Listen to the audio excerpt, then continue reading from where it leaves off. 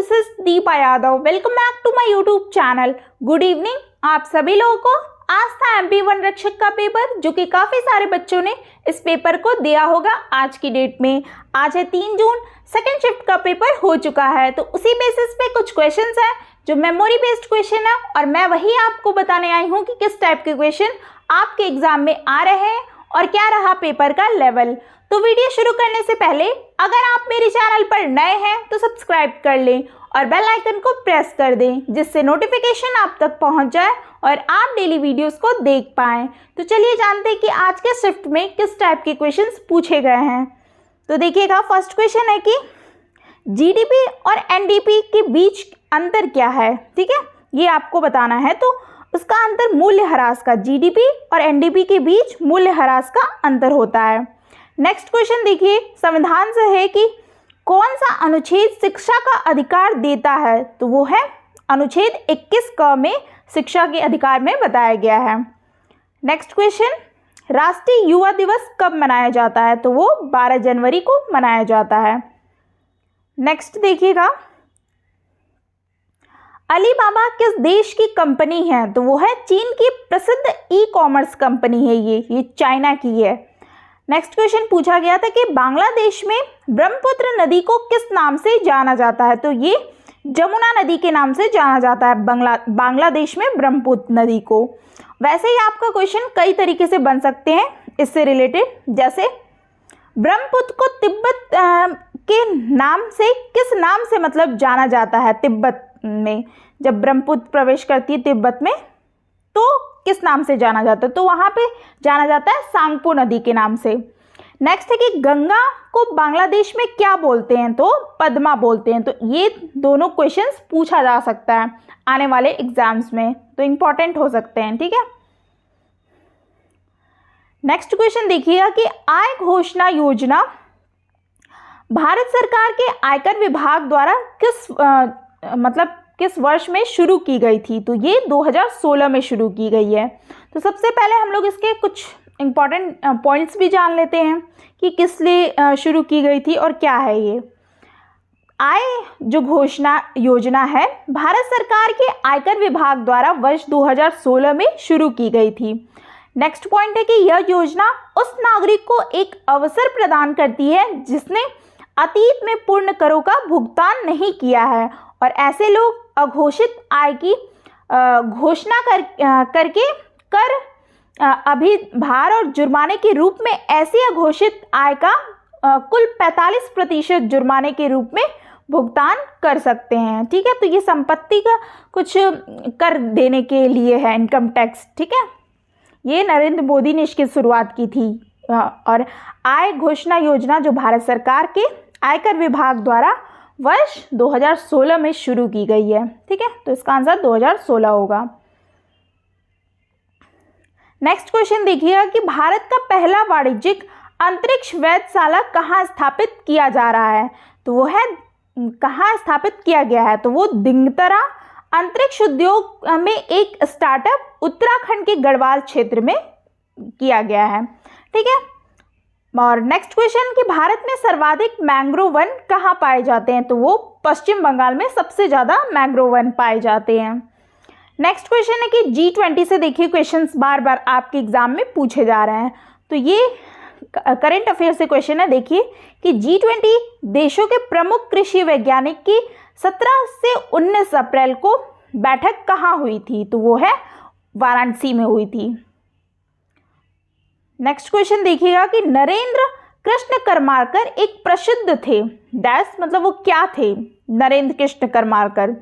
तो नरेंद्र कृष्ण करमारकर एक भारतीय गणितज्ञ थे। तो इनके बारे में भी हम लोग जान लेते हैं डिटेल थोड़ा, क्या पता आने वाले शिफ्ट में, आने वाले एग्जाम्स में पूछे जा सकते हैं। तो नरेंद्र करमारकर का जन्म ग्वालियर में एक मराठी परिवार में हुआ था। करमारकर एल्गोरिथम विकसित किया और उन्हें ISI भारतीय सांख्यिकी संस्थान के उच्च उद्धत शोधकर्ता के रूप में सूचीबद्ध किया गया है, और उन्होंने रैखिक प्रोग्रामिंग के लिए पहले सिद्ध बहुपद समय एल्गोरिदम में से एक का आविष्कार किया जिसे आमतौर पर एक आंतरिक बिंदु विधि के रूप में जाना जाता है? तो ये क्या थे? एक गणितज्ञ थे और इन्होंने एल्गोरिथम क्रमार्कर एल्गोरिथम विकसित किया था। ठीक है, तो ये आपने इनके बारे में जान लिया। नेक्स्ट क्वेश्चन देख लीजिए। वर्ष 2022 और 23 के लिए निम्नलिखित में से कौन से देश को संयुक्त राष्ट्र सुरक्षा परिषद यूएनएससी में अस्थायी सदस्य के रूप में निर्वाचित किया गया है? तो वो है गैबॉन। ठीक है, गैबॉन को अस्थायी सदस्य के रूप में निर्वाचित किया गया है। तो ये कुछ मैंने डिटेल्स इसमें आपको बताए हैं, पढ़ लीजिए क्योंकि इससे आने वाले एग्जाम में क्वेश्चंस बन सकते हैं कि गैबॉन जो है वर्ष 2022-23 के लिए संयुक्त राष्ट्र सुरक्षा परिषद में एक गैर स्थायी सदस्य के रूप में चुना गया है।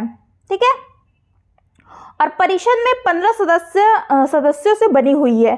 5 सदस्यीय स्थायी सदस्य हैं जिसमें चीन है, फ्रांस है, रूसी संघ, यूनाइटेड किंगडम और संयुक्त राज्य अमेरिका है।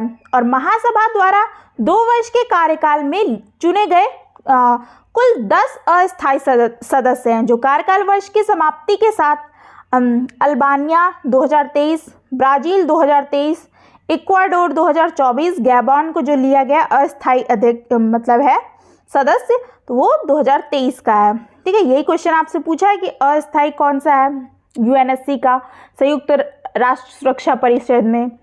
घाना, जापान, माल्टा, मोजाम्बिक और स्विट्जरलैंड है और संयुक्त अरब अमीरात है। तो ये सारे अस्थायी 10 सदस्य हैं और स्थायी जो है वो 5 सदस्य हैं। तो इसमें से नहीं और कौन से नहीं अस्थायी सदस्य कौन से हैं, ये इस तरीके से क्वेश्चंस आपसे बना करके पूछ सकता है। तो इसलिए आपको ये याद होना चाहिए। करंट अफेयर से क्वेश्चंस बन सकते हैं आगे आने वाले एग्जाम में, तो ये इंपॉर्टेंट है। नेक्स्ट क्वेश्चन देखिएगा कि भारतीय रिजर्व बैंक के वर्तमान गवर्नर सितंबर 2022 तक कौन है? तो वो है शक्तिकांत दास। 2022 तक के वह भारतीय रिजर्व बैंक के क्या है? वर्तमान गवर्नर है।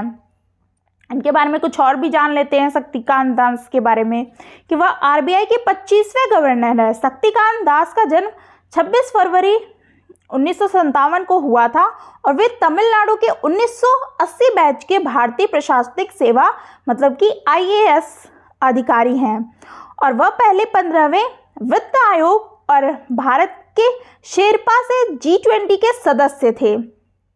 ठीक है, और उर्जित पटेल जो थे वो आरबीआई के पूर्व गवर्नर थे। उर्जित पटेल एक भारतीय अर्थशास्त्री है जिन्होंने 4 सितंबर 2016 से 10 दिसंबर 2018 तक भारतीय रिजर्व बैंक के 24वें गवर्नर के रूप में कार्य किया है और उसके बाद शक्तिकांत दास थे। तो ये आपके इतने क्वेश्चन थे। ठीक है, मुझे जितना पता चला मैंने आपको बता दिया, करवा दिया, वो भी विद क्या आंसर के साथ।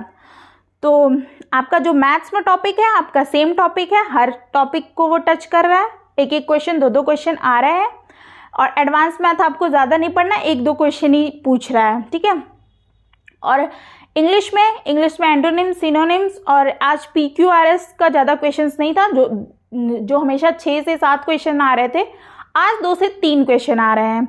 हिंदी में आपका समानार्थी एक शब्द आया था, अजर अमर करके आया था वो शब्द।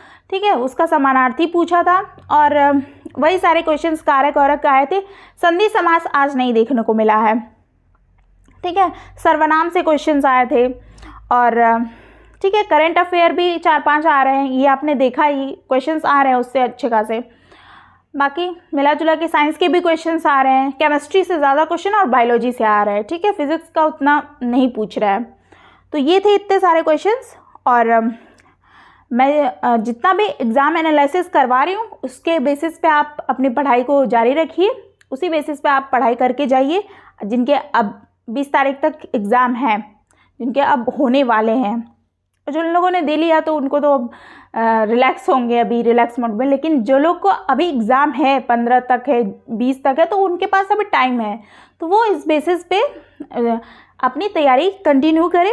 आई होप आपको वीडियो अच्छी लगी हो तो चैनल को सब्सक्राइब करें और वीडियो को लाइक करके ज़रूर जाएं। मिलते हैं फिर ऐसे ही मेमोरी बेस्ड क्वेश्चंस के साथ। Thanks for watching.